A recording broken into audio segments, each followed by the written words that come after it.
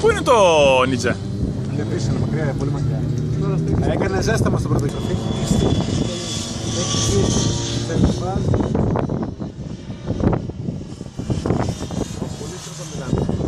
Ωραίος.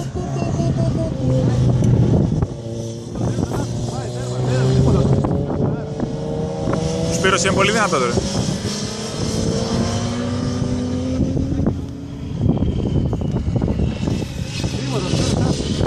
Πολύ δυνατός ο Σπύρος.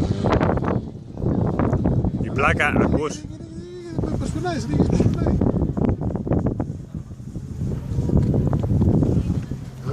Αυτό είναι το Νίτσα, θα έχει. Ναι, ναι. Να το! Να το! Άκου!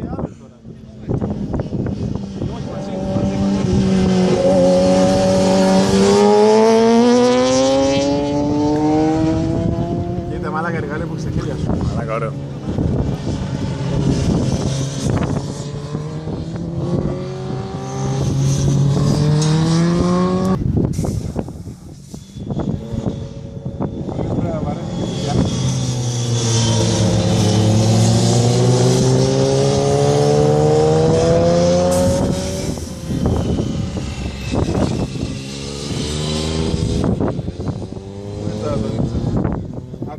Ακούς?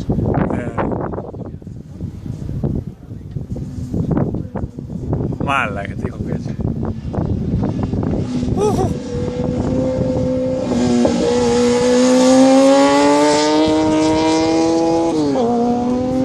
Δεν φοράει καθόλου ρε μαλάκα. Το οποίο το κλείσει.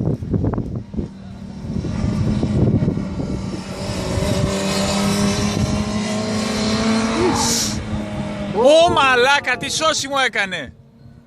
Ωρε φίλε. Το έχω στο βιντεάκι, Ναι. Τι σώσιμο έκανε ρε μαλάκα.